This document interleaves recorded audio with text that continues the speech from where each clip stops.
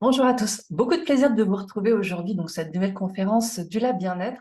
Et aujourd'hui, on va parler un peu plus spécifiquement des fleurs sauvages, quelque chose que j'aime beaucoup, de parler de phytothérapie. Et puis, donc aujourd'hui, on va voir les vertus d'une dizaine de fleurs sauvages qu'on trouve facilement par chez nous. Et on va travailler sur leurs vertus thérapeutiques, mais surtout aussi sur leurs vertus au niveau de la sphère psycho-émotionnelle, leur symbolique et leur message. C'est aussi toute la magie un peu des fleurs. Donc, je vais vous passer tout de suite le petit support que je vous ai préparé. Voilà, donc c'est parti pour parler un peu des fleurs sauvages et surtout de leur pouvoir et leur sagesse pour leur vertu émotionnelle. Tout d'abord, je voulais faire juste un petit focus sur l'intelligence des plantes. C'est vrai que pendant très longtemps, le monde végétal était un peu mis de côté avec ce côté un peu végétatif, alors qu'au fur et à mesure des études et notamment du travail du laboratoire de Clermont-Ferrand, on est de plus en plus surpris par l'intelligence et les capacités cognitives du monde végétal des plantes, qui n'a rien à envier au monde animal. Et puis, avec ce côté assez fascinant d'une intelligence sans cerveau, assez diffuse dans l'ensemble des cellules. C'est vrai que là, maintenant, on a compris en tout cas que les plantes sont capables de nombreuses capacités, hein, notamment de percevoir la gravité, ressentir la force du vent, avoir conscience de leur position, hein, ce côté proprioception, de leur alignement, de pouvoir du coup les rectifier pour assurer son équilibre, sa verticalité, d'adapter sa croissance en fonction de l'environnement, donc en fonction de la force du vent, du climat et ainsi de suite. On se rend compte aussi que les plantes sont douées de mémoire, capables de prendre des décisions et même d'apprendre. Il y a vraiment ce côté, oui, apprentissage et partage de connaissances au sein d'une forêt à travers le système racinaire. Il y a vraiment voilà, un apprentissage en fonction d'expérimentation, en fait, et de partage de connaissances entre les individus d'une forêt. Et on se rend compte aussi qu'elles sont capables de percevoir des sons, des odeurs, de distinguer leurs voisins entre espèces. Il y a aussi des systèmes de coopération, de solidarité entre espèces, et notamment grâce à une série de capteurs et de messages chimiques donc sécrétés par les racines. Donc moi, je trouve ça assez fascinant de voir cette intelligence du monde végétal et ce qu'il a à nous apprendre pour notre propre évolution et les défis auxquels nous serons confrontés dans le futur. Donc c'est juste voilà, un petit point sur le monde fascinant et sans limite du végétal. Alors c'est vrai que le végétal, il fait partie de notre vie au quotidien. Alors bien sûr, dans notre alimentation, dans notre construction, notre habitat, et aussi pour notre santé, hein, dans toutes les techniques de médecine traditionnelle, le végétal a toute sa place et il est encore aujourd'hui usité dans la plupart de nos produits chimiques, dans notre pharmacie actuelle. Très souvent, on retrouve encore des principes actifs de plantes. Un savoir souvent empirique qui a été transmis de génération en génération sur des milliers d'années et qui, depuis, avec les techniques plus modernes, a été testé, corroboré par la science. Donc, c'est vrai qu'aujourd'hui, il y a un vrai phénomène de masse, un peu de retour hein, vers le monde végétal, vers les plantes et leurs vertus pour se soigner au quotidien, pour soulager nos maux.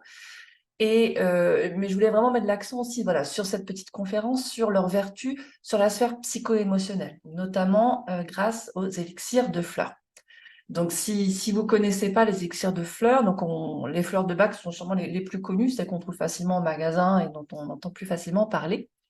Un élixir floral, donc c'est un extrait énergétique en fait des propriétés bénéfiques d'une plante. Il va être préparé par infusion solaire de fleurs sauvages ou cultivées.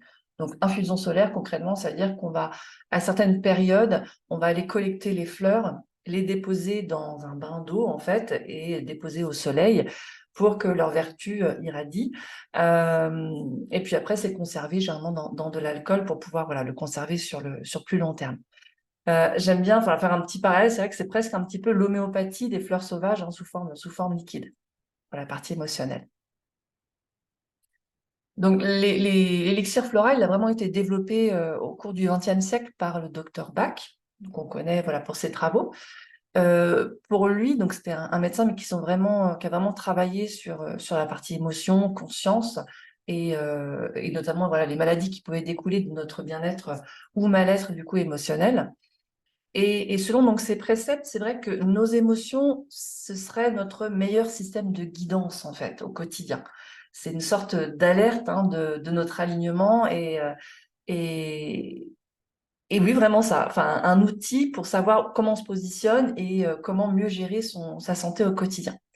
Donc concrètement, voilà, pour lui, lorsque notre vie ne vibre plus à l'unisson avec qui nous sommes, lorsque voilà, nous sommes en décalage par rapport à nos envies, nos besoins ou un peu nos missions de vie, on va avoir une disharmonie, une perturbation et donc une perte d'énergie à plus ou moins long terme. Donc ce phénomène, dans un premier temps, il va se manifester par des émotions, d'abord assez subtiles, donc des émotions négatives qu'on va ressentir, de la peur, du doute, de la colère. Et puis si ces messages ne sont pas écoutés, ça va finir par un peu s'engrammer, se cristalliser dans le corps et aller se former des fragilités physiques et enfin jusqu'à malheureusement l'apparition de certains troubles ou maladies lésionnelles.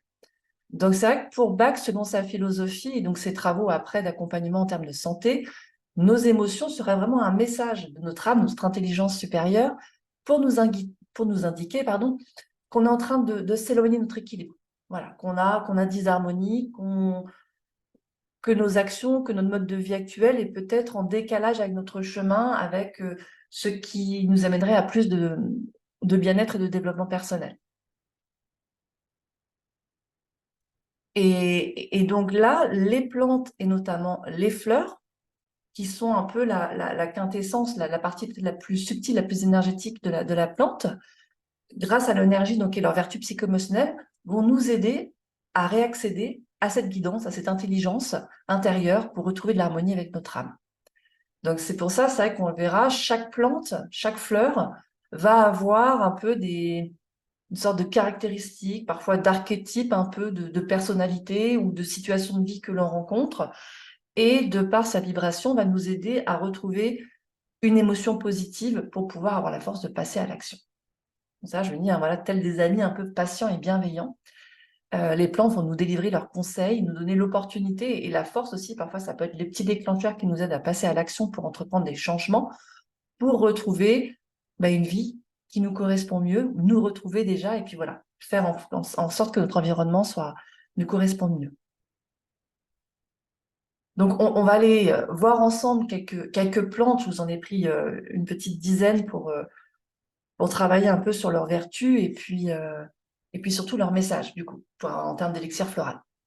Alors, la première, c'est le chèvrefeuille, donc en résumé, voilà, qui va éliminer les toxines et les regrets aussi. C'est une des plantes un peu clés de la pharmacie du docteur Bach. Donc, le chèvrefeuille, il est bien connu, c'est vrai qu'on le retrouve dans beaucoup de jardins pour ses vertus décoratives et puis les fleurs qui sentent très bon. Donc, c'est un petit arbuste grimpant. Sa famille, c'est les caprifiolacées. Donc, très répandu en Europe. On le retrouve aussi à l'état sauvage, mais c'est vrai qu'on le connaît mieux dans les jardins pour ses vertus décoratives. Et ce qui est moins connu, c'est qu'il a quand même aussi quelques vertus médicinales, et notamment diurétiques, pour ce côté vraiment élimination des toxines. Donc, on va voir ses principales indications, c'est vraiment ça. Diurétique, il peut aussi avoir des vertus expectorantes, donc il va aider à éliminer le mucus au niveau respiratoire. Dépuratif, donc c'est vraiment un grand nettoyant du corps.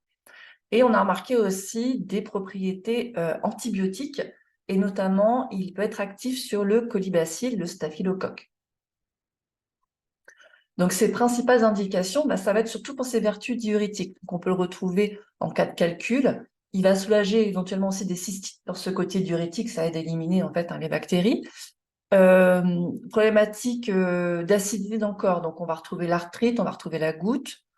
Pour la partie respiratoire aussi, il peut être intéressant en cas de bronchite, de toux, de catarrhe, d'asthme. Et de manière globale, c'est un détoxifiant du foie. Donc ça va être vraiment ses principales indications.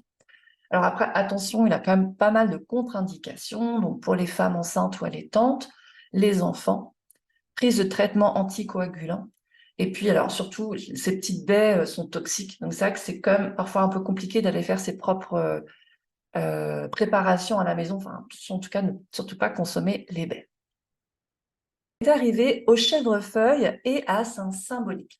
Donc au niveau de la symbolique à travers les âges, le chèvrefeuille était vraiment en lien avec le passé. Il nous ancre, en fait, voilà. Dès qu'il y a des problématiques, c'est le gardien du passé, mais il va nous ancrer dans le présent.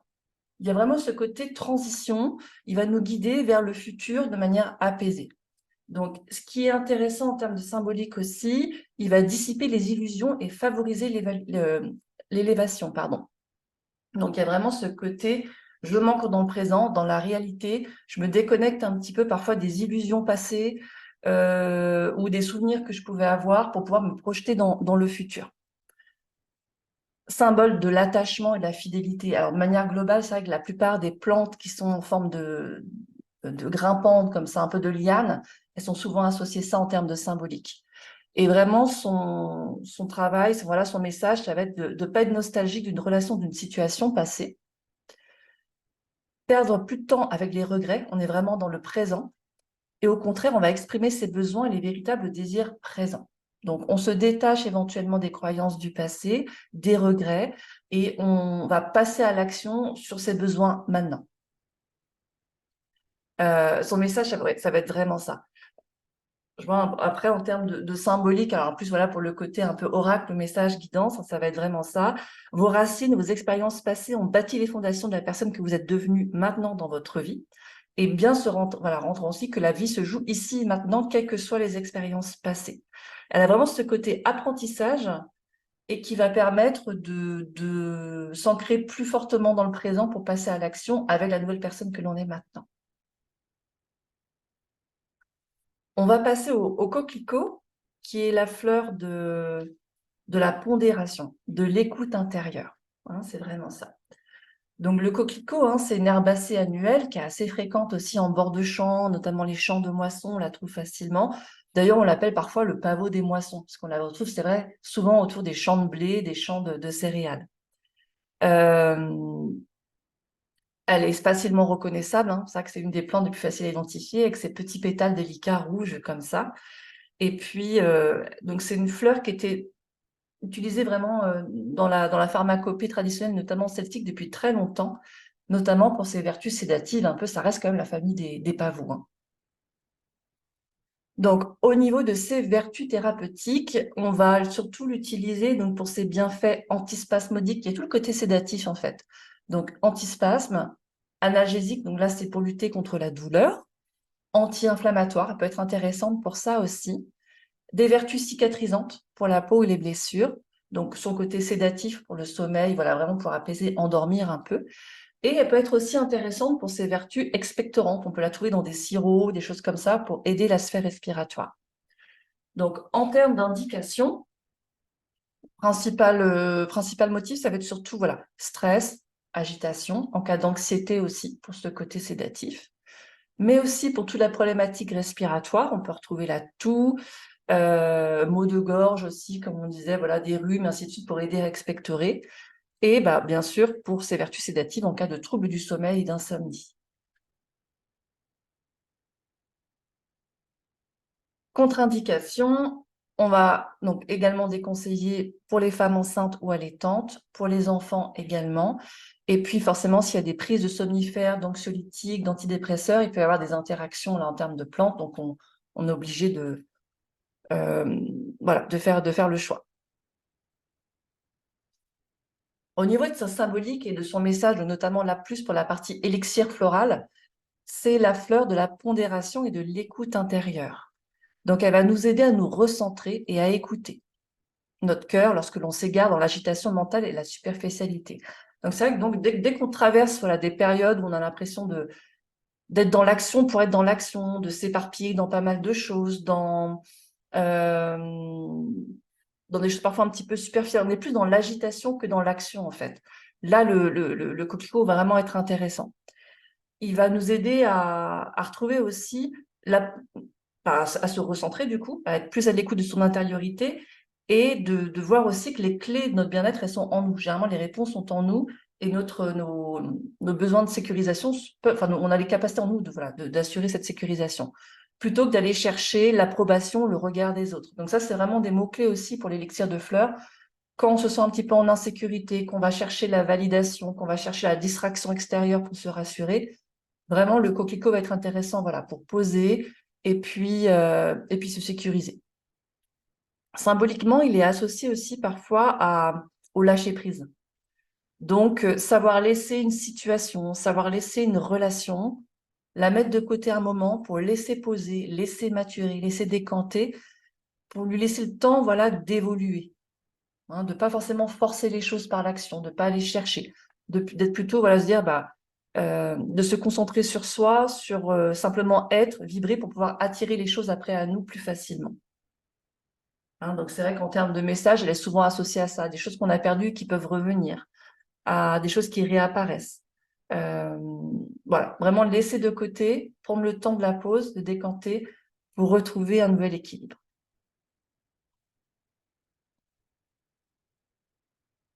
On va passer ensuite à la troisième plante, qui est le genévrier. Genévrier, son mantra, c'est un peu voilà, nettoyer les mémoires du passé. Donc le genévrier, on le retrouve souvent en Europe du Nord principalement. C'est un petit arbuste en fait, hein, qu'on trouve dans la famille des Caprucacées.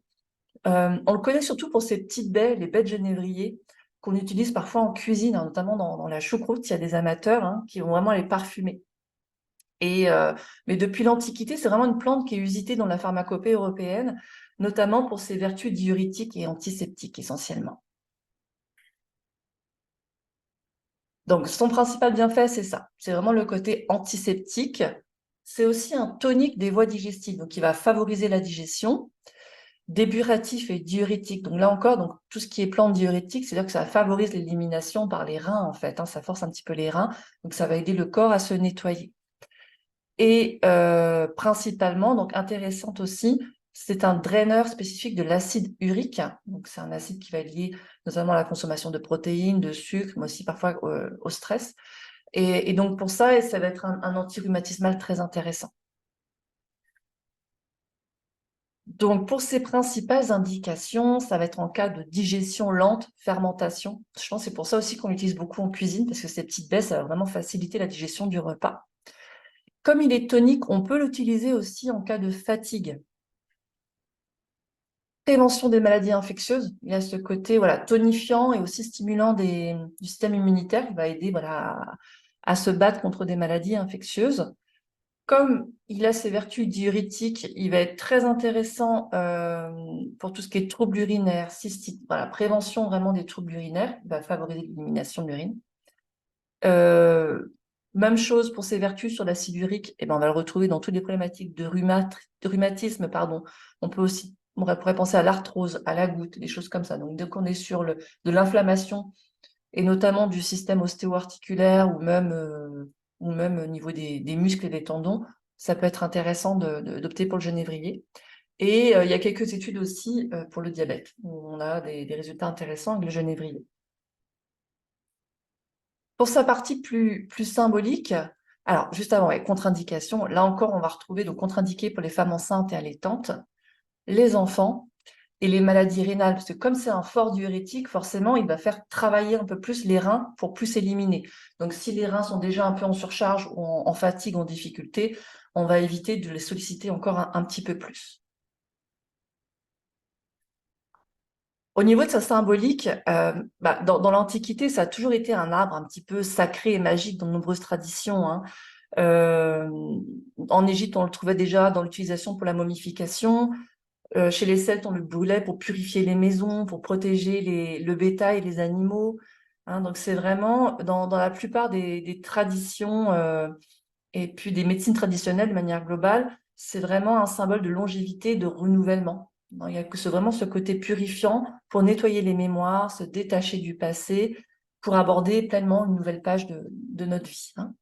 Donc voilà, on va le retrouver ça. Longévité, renouvellement, nettoyer les mémoires, se détacher du passé. Donc dès qu'on peut, ça peut être vraiment des mots-clés, ça, hein, dès qu'on se retrouve, voilà, on reste bloqué sur une situation, il y a un événement négatif qui nous bloque, qui nous empêche d'évoluer, on a du mal à tourner la page peut-être sur quelque chose, un deuil qui est compliqué à faire, des choses comme ça, là, la vertu vraiment, enfin, le genévrier sous forme d'élixir va être intéressant pour ça.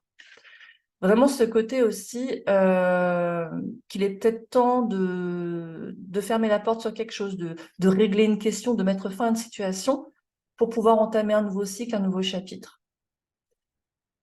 C'est intéressant aussi pour nous donner un petit peu de force, d'énergie lorsqu'on est traversé par des doutes, des peurs au moment de tourner une page. Ça peut être, même si la situation peut paraître négative, c'est toujours compliqué de sortir sa zone de confort.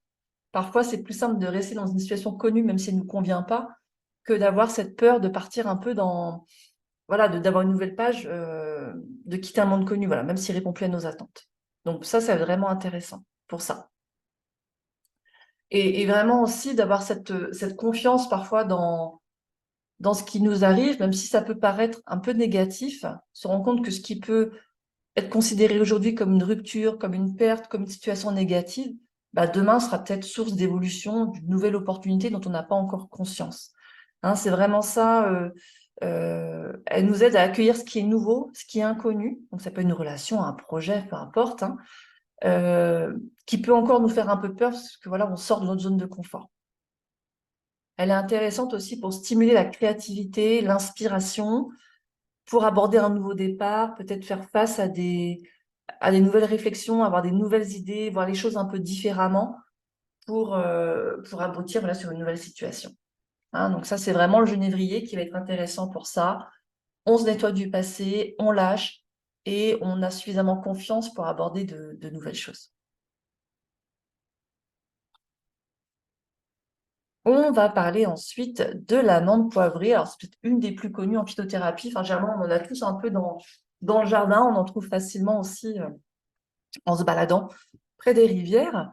Euh, alors, elle est forcément appréciée aussi, ne serait-ce que pour ses vertus aromatiques, hein. Donc, c'est une petite plante herbacée qui aime bien s'atteler sur les terrains humides. Je veux dire, on les trouve souvent sur les bords de rivières ou les zones un peu humides, en tout cas. Elle est facilement identifiable aussi. Alors, d'une part, dans toute la famille de la menthe, on a vraiment la tige carrée qui est assez facile à reconnaître. Ces feuilles qui sont vraiment lancéolées, donc vraiment en forme de lance comme ça.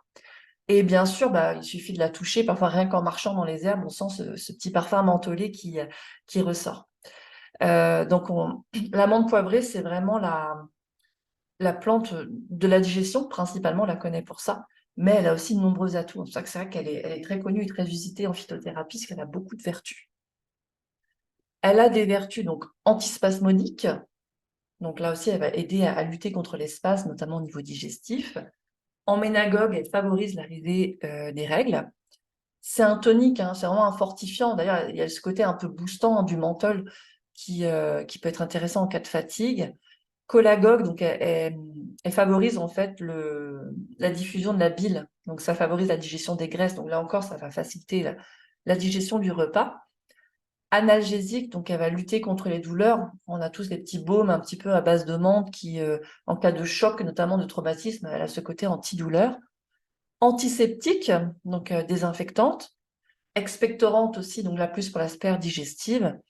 Et ce côté décontractant et sudorifique. Elle a un côté assez double, la menthe. Elle a ce côté parfois froid, mentholé, qui anesthésie et qui va éteindre la douleur. Et en même temps, elle a ce côté parfois un peu piquant, chaud derrière, où en même temps, elle va donc décontracter les muscles, notamment, pour ça va être intéressante. Elle va même, un côté sudorifique, elle va aider à transpirer pour éliminer voilà, des toxines notamment. Donc, elle va avoir pas mal d'indications. Euh, Sa principale, c'est pour toute la sphère digestive. Donc, en cas d'indigestion, de lourdeur, de flatulence, de ballonnement, voilà, tout ce qui est en lien avec les problèmes digestifs, la menthe, elle va être intéressante. Très intéressante aussi en cas de fatigue, pour ce côté tonique, elle donne vraiment un coup de fouet, en fait, hein. Migraine, vertige, elle est bien connue aussi pour ça. Elle a ce côté un peu vasoconstricteur, voilà, notamment si vous avez plutôt des migraines de tension, là, enfin, elle va aider à faciliter la circulation sanguine et à éviter ce côté congestionnant au niveau de la tête. Intéressante aussi pour faciliter la respiration en cas de bronchite, de sinusite, de rhume, hein, elle va décongestionner, elle va expectorer. Névralgie également. Rhumatisme, plus pour le côté antidouleur. Là, il n'y aura pas la partie diurétique, mais plus voilà, pour décontractant et antidouleur. Et donc, pour les douleurs menstruelles, donc pour ce côté, elle va favoriser l'apparition des règles et avoir ce côté en même temps antidouleur.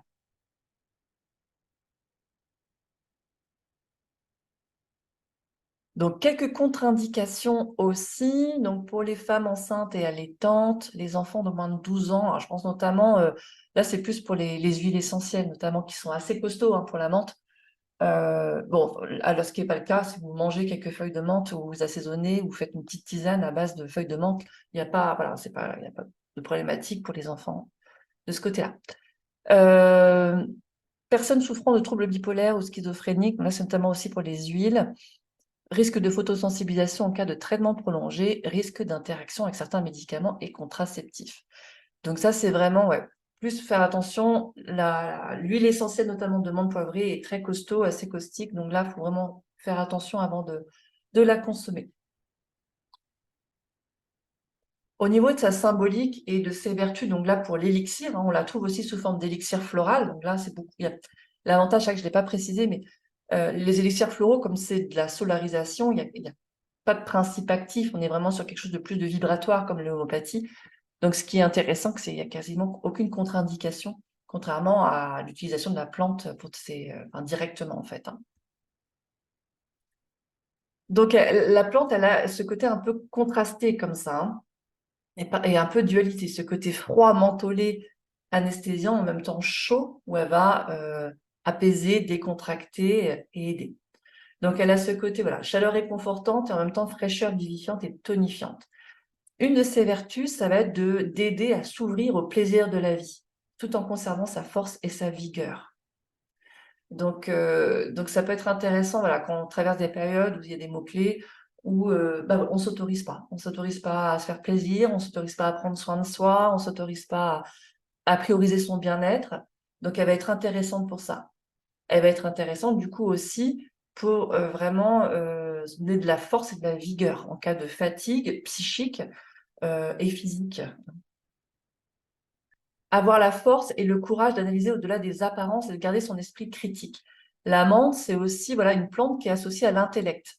Comme elle a ce côté un peu contrasté et une certaine dualité, elle peut être intéressante aussi, elle peut être associée parfois au mensonge. Okay, donc elle donne cette lucidité d'avoir le courage de voir les choses telles qu'elles sont, de ne pas se cacher derrière des mensonges parfois qui nous rassurent, qui font plaisir. C'est vraiment ça, d'avoir cette intelligence, cette lucidité pour analyser au-delà des apparences, ne pas s'arrêter aux a priori, garder vraiment son esprit critique et mettre à profit son intelligence, sa vivacité d'esprit. Donc ça peut être intéressant, voilà, quand on a des périodes où on sait qu'on a besoin peut-être d'analyser les choses, je pense même parfois des examens, où on doit solliciter notre intellect, notre capacité d'analyse, notre capacité de compréhension. La menthe va être vraiment intéressante par ça. Donc les mots-clés, c'est vraiment ça, hein. Donc faire attention un peu aux illusions, ouvrir les yeux, garder son esprit critique, force et courage pour analyser au-delà des apparences, ne pas se laisser distraire parfois par l'arbre un peu qui cache la forêt, et se concentrer sur les personnes et événements qui apparaîtront prochainement dans votre vie. En termes de guidance, voilà, au niveau plus de messages, c'est ça aussi. Il peut y avoir voilà, des apparitions prochainement, et il faudra mettre toute son intelligence là-dedans, parce que ça peut être vraiment une source de renouvellement et d'opportunités qui nécessite notre attention.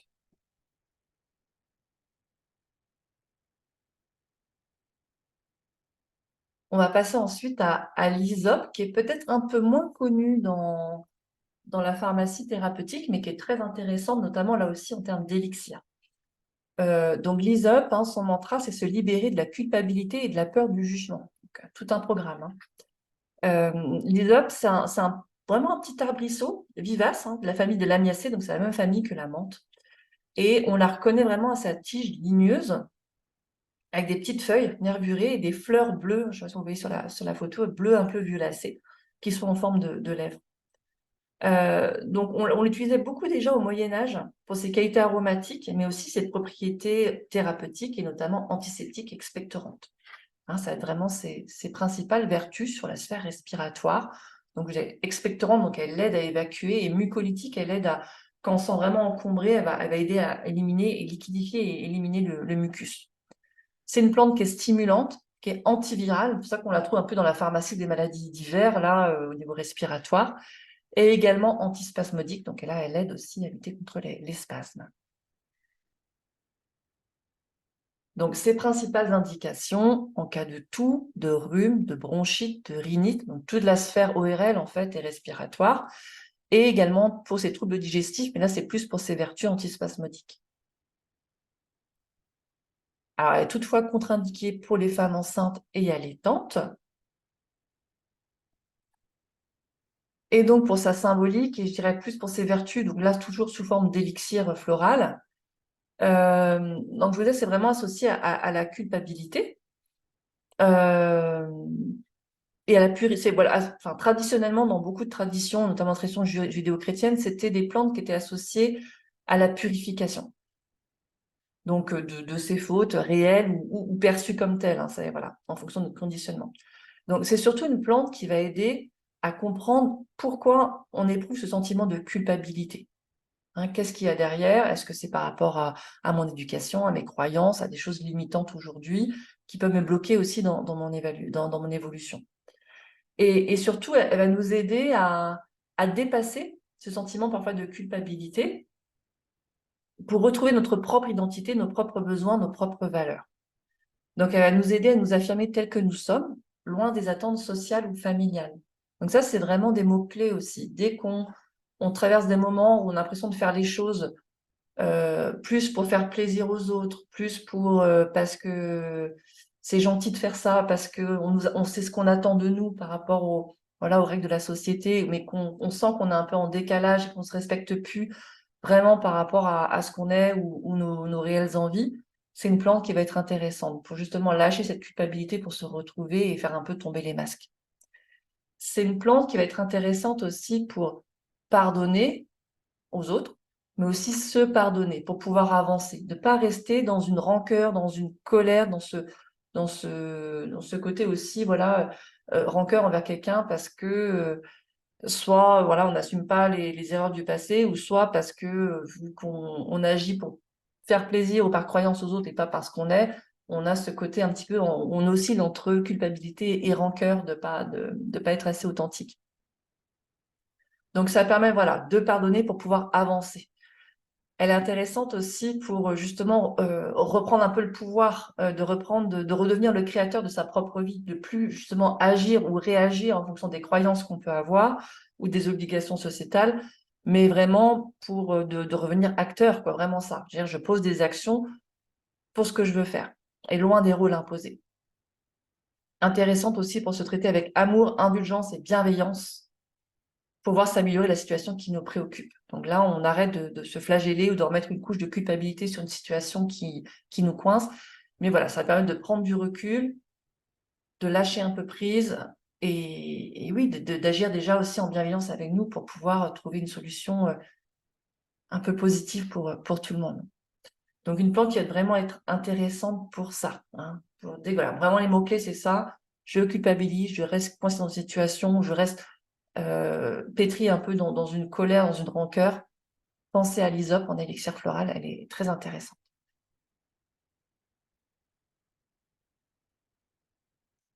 On va voir ensuite le millepertuis, qui est aussi un peu un classique de la phytothérapie. Au niveau de son mantra, c'est vraiment la plante qu'on dit de mettre en lumière sa vulnérabilité pour libérer ses blocages. Donc le millepertuis, c'est vraiment une plante du soleil et de la lumière.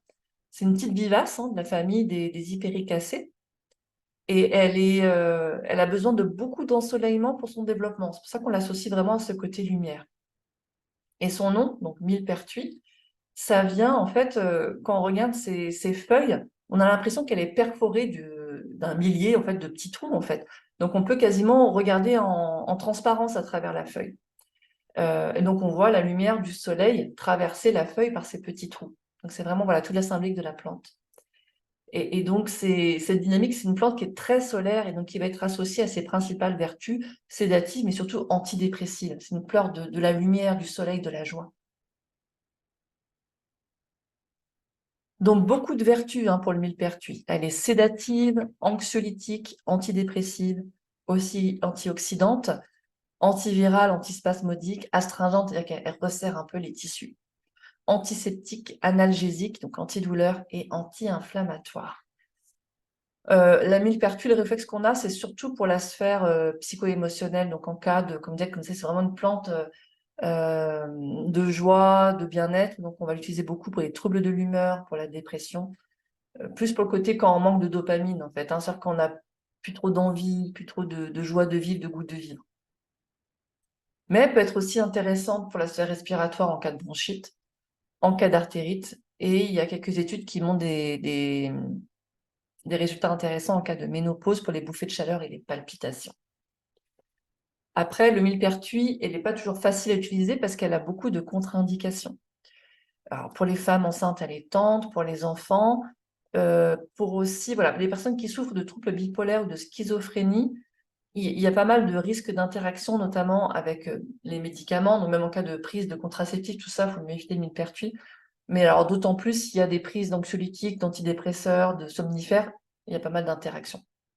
Donc, c'est pas toujours simple à doser, mais et puis voilà, et puis avoir aussi des risques de photosensibilisation en cas de traitement prolongé. Mais comme toujours, c'est vrai que sur les élixirs floraux, il y a pas de contre-indication, donc ça peut être intéressant de ce côté-là de l'utiliser. Donc, je disais, c'est vraiment la plante du soleil, de la lumière, elle évoque, elle illumine et elle protège. Il y a vraiment ce côté sécurisant. Donc, elle va nous aider aussi à nous ancrer dans la matière. Donc, quand on est parfois des périodes un peu de flottement, on a du mal à être dans la matière, on a du mal à être présent, ce côté parfois un petit peu déprime, où on est un peu déconnecté, c'est compliqué d'avoir l'énergie pour s'occuper du quotidien, elle va être intéressante pour ça, pour vraiment s'ancrer. Elle va être intéressante aussi pour oser se montrer au grand jour, tel que l'on est. Il y a vraiment ce côté, comme elle est transparente, elle aide à aussi aller chercher un peu à l'intérieur sa partie plus sombre, ses ombres, et à oser à les explorer dans un premier temps et éventuellement aussi les montrer tels qu'on est au grand jour. Alors vraiment ce côté transparent de mise en lumière. Donc intéressante aussi pour affronter ses peurs, sa part d'ombre pour trouver sa lumière intérieure. Donc quand on sent que c'est compliqué d'aller regarder un petit peu à l'intérieur ce qui se passe, des choses qui parfois sont plus sombres, un peu moins belles ou un peu plus négatives, elle va nous aider à affronter ça pour faire un peu le nettoyage, aller voir ce qui se passe à l'intérieur, plutôt que de mettre sous le tapis. Tu sais que généralement ça revient, de toute façon, on s'y sera confronté un peu plus tard. Donc là, on fait un peu le ménage, on va vraiment plonger à l'intérieur, on va aller voir ce qui nous fait peur, les affronter, pour pouvoir les libérer. Hein, c'est vraiment ce côté-là, voilà, mettre en lumière sa vulnérabilité, ses ombres, ses peurs, pour pouvoir les libérer une fois pour toutes, libérer ses blocages, nettoyer. Elle aide aussi, du coup, avec une certaine authenticité, à s'exposer et à rayonner ce qu'on est, avec une authenticité, une force, et donc beaucoup plus de force par rapport à ça, avec ses forces, ses faiblesses, ses ombres, ses lumières, et ses peurs, et aussi, voilà, sa force. Donc voilà pour l'élixir floral du millepertuis. Une autre fleur qui peut être intéressante, qui est peut-être un peu moins connue, un peu moins usitée, c'est le mûrier sauvage, qui est vraiment la fleur de la volonté, la ténacité pour concrétiser ses rêves. Bon, de toute façon, on voit par rapport à la physionomie de la plante, hein, mûrier sauvage, c'est la ronce, hein, tout simplement, hein, qu'on trouve voilà, un peu partout. Donc de la famille des rosacées, hein, comme les roses. Donc on la reconnaît vraiment avec ce côté, ce buisson épineux. Et elle a un côté aussi assez antagoniste entre ces buissons impénétrables, piquants et ainsi de suite, et la délicatesse des petites fleurs blanches et des petits fruits. Donc, alors on la connaît peut-être plus pour ses vertus gourmandes, hein, voilà, de consommation directement du fruit, mais c'est une plante qui était déjà utilisée au néolithique, et notamment pour ses vertus médicinales. Alors pour ses principaux bienfaits, on- elle était utilisée essentiellement pour ce côté astringent, donc voilà, qui va resserrer les tissus, mais aussi hémostatique et diurétique. Donc hémostatique, c'est-à-dire qu'elle aide à stopper les blessures en cas d'écoulement du sang. Donc on l'utilisait en cas... Oups, ah bah je ne l'ai pas mis, pardon. Donc intéressante, voilà, éventuellement pour le côté aussi troubles digestifs en cas de diarrhée ou des choses comme ça. Métrorragie, donc c'est en cas de perte de sang, donc ça peut être aussi voilà, en dehors du cycle, en cas de blessure. Et il commence à avoir des études aussi pour le diabète. Donc pour le côté hémostatique, donc pour les plaies, ça peut être aussi intéressant. Et il y a aussi, c'est peut-être sa vertu la plus connue, c'est pour toute la sphère ORL, pour les inflammations. Alors bizarrement, elle a ce côté piquant, mais du coup, c'est vrai qu'elle va apaiser. Elle va être intéressante donc en cas d'angine, de gingivite, de pharyngite. Donc dès qu'il y a des inflammations au niveau ORL, ça va être une des plantes qui va être utilisée, qui va être intéressante. Donc simplement contre-indiquée en cas pour les femmes enceintes et allaitantes. Et donc sa symbolique, donc là toujours on bascule sur l'élixir, hein, l'élixir floral. C'est vraiment une plante qui symbolisait la volonté et la ténacité. Elle va être intéressante pour concrétiser des projets, des idées qui nous tiennent à cœur. Donc, à un moment, voilà, quand on a été inspiré par quelque chose, souvent, c'est un message aussi que, voilà, que nos idées étaient justes et qu'il est temps de les concrétiser, de passer à l'action, d'avoir le courage, la ténacité, la régularité pour concrétiser ces projets, quelles que soient les difficultés. Nous encourage vraiment, voilà, à perdurer. Elle favorise aussi l'ancrage et l'engagement qui nous aident à matérialiser nos idées. Donc, il y a vraiment ce côté-là. Votre inspiration est bonne, votre idée est bonne. Maintenant, il faut vraiment passer dans la matière. On passe sur un plan d'action et on s'y tient pour vraiment avancer et permettre au projet de se développer et voilà, de se concrétiser vraiment dans la matière. Donc, c'est une plante qui va vraiment nous connecter à ça, quand même à cette intuition, à nous aider à nous dépasser, malgré les difficultés, à exprimer notre potentiel et nos talents, et à expérimenter vraiment concrètement, tester, expérimenter nos idées, nos pensées pour les transformer dans la matière. Se battre aussi parfois pour des idées qui nous tiennent à cœur, pour concrétiser nos rêves. Généralement, voilà, la récompense est d'autant plus forte qu'on s'est battu pour l'avoir. Donc ça, c'est vraiment les mots-clés. Quand on sent que c'est compliqué, qu'on abandonne facilement, qu'on a du mal à mettre en action, qu'on a du mal à mettre en pratique des idées et parfois des choses qui nous tiennent à cœur, pensez à l'élixir du mûrier. Elle peut être intéressante, elle a vraiment ce côté double, donc elle va permettre de réguler aussi. Comme dire, voilà, ténacité, ça ne veut pas dire intransigeance. Donc, elle peut nous aider aussi, enfin, le mûrier peut nous aider à mettre un peu à s'adapter, à mettre un peu d'eau dans son vin parfois, à écouter nos limites, à pas rester buté, voilà, à forcer, forcer, forcer face à un mur, et à respecter aussi parfois celle des autres. Donc, quand on est face aussi parfois à un excès de rigidité, euh, où on reste arc-bouté sur des actions plutôt que de prendre du recul, quitte à rentrer un peu en conflit avec les autres, nous aider, voilà, à mettre un peu de souplesse pour éviter de créer des résistances supplémentaires dans l'avancée d'un projet. Donc, c'est vraiment, voilà, plante. On est fort, on est dans l'action, on est tenace, on a de la volonté, mais on ne tombe pas dans l'intransigeance et la résistance.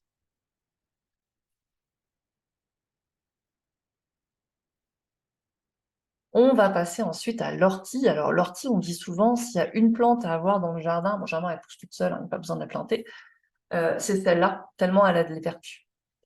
Et l'ortie, dans sa symbolique, c'est généralement la plante qui est associée au groupe, à la famille au sens large. Donc, c'est vraiment, ses vertus, ça va être, enfin, son mantra, trouver sa place au sein d'un groupe et aussi en même temps se libérer des croyances familiales parfois. Donc, l'ortie, on la connaît bien, je veux dire, c'est une herbacée qui est vivace, qui, on dit, voilà, en termes même d'écologie, de biodiversité, elle est super intéressante parce que c'est le refuge de beaucoup d'insectes et même de certains papillons qui vont uniquement là-dessus. Donc, c'est toujours bien d'avoir un petit bosquet d'ortie quelque part dans le jardin. Alors, souvent mal aimé pour ses poils et ses pics, on a tous des souvenirs de piqûres, mais pourtant, c'est vraiment la plante reine en phytothérapie, tellement elle a de richesse. Et elle est riche aussi de ses contradictions. On verra, elle a des fortes vertus diurétiques, mais elle permet vraiment de nettoyer l'organisme en profondeur en le reminéralisant. Donc, ses principaux bienfaits, ça va être ça. Reminéraliser, donc c'est vrai qu'en cas de fatigue, où on sent qu'on manque de nutriments, elle va être super intéressante, notamment pour le fer et la silice, mais pas que. Elle a un nombre de minéraux qui est assez important, assez intéressant. C'est vraiment une plante qui est fortifiante, dépurative pour le sang, diurétique. Donc, vous avez, elle a vraiment ce côté-là, elle. Donc, elle nettoie le corps, elle le pousse à se nettoyer, à se détoxifier, à purifier le sang, mais en même temps, elle apporte énormément de minéraux, donc elle va fortifier le corps. Astringente, donc hémostatique, pour ses vertus, comme on dit, elle va aider à stopper les blessures et l'écoulement du sang. C'est aussi un anti-inflammatoire et un anti-arthrosique. Donc, pour ça, elle peut être vraiment intéressante. Je pense que c'est vraiment euh, peut-être son indication première, tout ce qui est douleur articulaire, fracture, entorse, mais aussi tendinite, des choses comme ça. L'ortie, c'est vraiment la clé parce qu'elle va aider à nettoyer, à éliminer les acides, à éliminer les toxines, tout en apportant des nutriments et en renforçant vraiment les articulations. La fatigue, c'est vraiment aussi la plante, là, en période d'hiver, comme ça, c'est vrai que de sécher des orties, de les consommer, ça peut être intéressant pour retrouver de la vigueur. Intéressant aussi pour tout ce qui est troubles intestinaux, diarrhée, ballonnement. On la trouve en cas de saignement du nez, de métorragie, donc pour ce côté hémostatique. Et c'est aussi une plante intéressante pour la peau et les cheveux. Elle est là aussi nettoyante, purifiante, et elle va nourrir la peau. Donc ça, c'est vrai qu'acné, problème de peau, on en trouve beaucoup. Enfin, l'ortie peut être vraiment recommandée.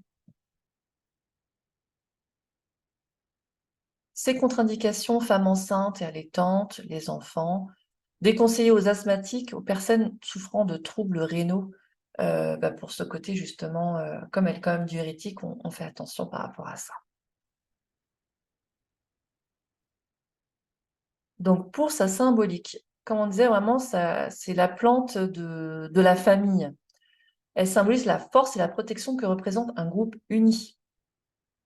Hein, d'ailleurs, généralement, elle pousse en buisson et sa force, elle vient de là, en fait, hein, d'un système racinaire qui est très complexe et qui est assez intelligent, qui est très solidaire. Voilà, c'est vraiment leur force.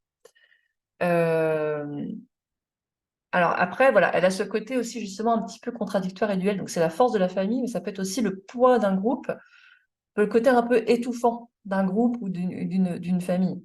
Ou parfois un peu urticant aussi, hein, au niveau des relations familiales. Donc, elle va nous aider à apaiser les conflits, à retrouver de l'harmonie et de l'unité au sein du foyer, d'un groupe. Ça peut être au sens large, voilà, ça peut être la famille, nos grands familiales, mais ça peut être aussi les relations avec les autres au travail, voilà, quel que soit le groupe de personnes, en fait. Donc, elle va nous aider à savoir profiter des moments de joie, à s'ouvrir aussi à partager avec ses proches, avec les autres, avec un groupe, pour nous ressourcer. Mais elle va être intéressante aussi pour nous aider, voilà, à nous libérer de certaines mémoires, de croyances familiales, parfois de choses un peu transgénérationnelles dont on a hérité, dont on n'a plus forcément besoin, voire qui nous gênent dans notre évolution ou dans notre bien-être. Donc, elle va nous aider un peu de nous séparer de ça avec harmonie et puis en douceur, voilà, sans conflit. Se libérer, mais sans conflit. Elle est intéressante, voilà, justement, pour se libérer aussi des non-dits, peut-être, de certaines croyances limitantes, de problématiques de communication, hein, par rapport à des choses, parfois, justement, ces non-dits, des choses qui sont peu héréditaires comme ça, qui sont transmises. Elle aide aussi lorsqu'on peut se sentir euh, en situation de solitude, de décalage ou d'incompréhension face à un groupe, que ce soit sa famille ou même un autre groupe dans lequel on évolue. Donc c'est vraiment ça aussi, ouais. Avoir le droit de garder ou non l'héritage et les croyances transmises par nos parents ou notre famille. Donc libération des mémoires familiales et aussi, voilà, parfois oser parfois voir l'opportunité d'un conflit, de dire les choses, voilà, que ça peut être aussi l'occasion d'évoluer, de retrouver une harmonie au sein d'un groupe, de dire les choses, voilà, de crever l'abcès. Donc c'est vraiment les mots-clés de l'ortie: non-dit, croyances limitantes, histoire familiale transmise, difficulté à trouver sa place dans un groupe. Ça va être très intéressant pour ça. On libère la parole, on libère la communication, on libère des mémoires, des héritages dont on n'a plus besoin pour retrouver de l'harmonie et la force dans un groupe.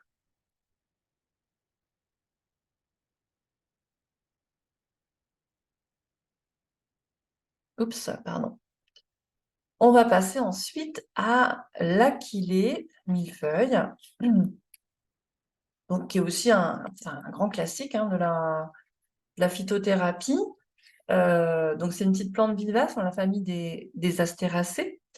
Elle aime bien les sols secs, ensoleillés. On la trouve souvent sur les champs ou les bords de chemin. Elle était déjà très utilisée, hein, dans toutes les traditions, mais on a déjà des traces aussi même à l'époque néandertalienne, donc il y a plus de 3000 ans, pour soigner les plaies. On le verra, c'est sa principale vertu. Donc plante hémostatique, on dirait, voilà, qui a des vertus pour stopper les saignements. L'Achillée millefeuille, son mantra, ça va être avoir la force de se libérer de ses blessures et de fixer ses limites. C'est un peu la plante du guerrier pour ça. Donc, ses principaux bienfaits, c'est vraiment un tonique. Elle donne de la force, de l'énergie. Antispasmodique, donc hémostatique, on a vu, c'est sa principale vertu. Elle stoppe les saignements. Mais elle est aussi intéressante pour ses vertus anti-inflammatoires, antipyruviques, c'est contre la fièvre, hein, vermifuge mais vraiment cicatrisante et vulnéraire. Donc là aussi, elle aide à cicatriser, en fait, hein, elle a soigné les blessures. Donc, ces indications: spasmes digestifs, troubles gastriques, c'est comme une grande plante de la sphère digestive, douleurs menstruelles, troubles de la circulation. Ces contre-indications: femmes enceintes ou allaitantes, les enfants. Attention, comme elle aide à la circulation du sang, mais attention en cas de prise anticoagulants, en cas de sédatif aussi, il peut y avoir des risques d'interaction avec vos médicaments. Et il peut y avoir un risque de photosensibilisation en cas de consommation trop prolongée. Donc, au niveau de sa symbolique, c'est ça, c'est vraiment la plante du guerrier. Hein, d'ailleurs, son nom, il vient d'Achille, en fait. Hein, l'Achillée, ça vient d'Achille, le héros de Troie. Hein. Et elle était déjà, en fait, utilisée, on la mettait aussi pendant la Première Guerre mondiale. Elle faisait partie des trousses de secours, un petit peu, en cas de blessure, pour essayer de stopper les saignements.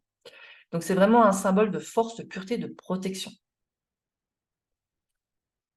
Elle est intéressante aussi, elle a ce côté force et courage, elle est un peu associée quand même à une certaine énergie masculine pour mettre des limites, imposer un peu, voilà, à un moment, définir ce qui est bon ou ce qui est plus bon pour nous et avoir la force et le courage de stopper, de nous protéger de ce qui nous nuit en fait.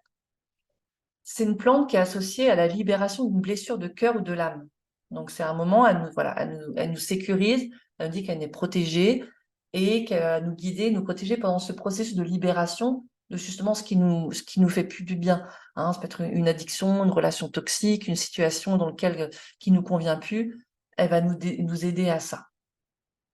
Donc c'est vraiment ça. Je pose mes limites, je vois clair, je définis ce qui est bon, ce qui est plus bon pour moi, je m'en protège en fixant des limites concrètement dans la matière. Donc symboliquement en termes de message, voilà, c'est vraiment aussi associé à l'énergie masculine, plus yang, hein, plus voilà, dans l'action, dans la matière. Ça peut être associé aussi au soutien, à la fidélité d'un homme en termes de plus de messages, en termes d'oracle. Donc on se libère, on met la frontière, on met des limites et on se priorise pour son bien-être. Un autre grand classique, la camomille romaine.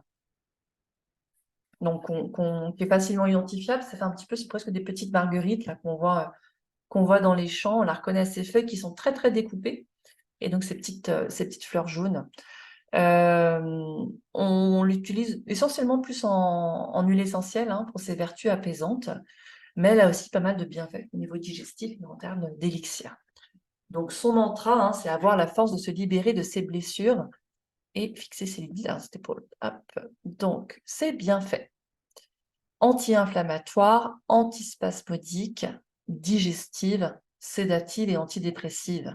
Hein, ça va être ses principales indications, hein, le côté sédatif et antidépressif. Donc, elle peut être intéressante en cas de douleur menstruelle, d'inflammation du type digestif. Donc, toutes les problématiques digestives, elle va vraiment apaiser, elle va calmer. Donc, elle peut être intéressante pour les gastrites, pour les ulcères, pour toutes les douleurs, pour les spasmes. Intéressante aussi pour tout ce qui est irritation des voies digestives. Donc, dès qu'on a voilà, inflammation, irritation, elle apaise et elle calme.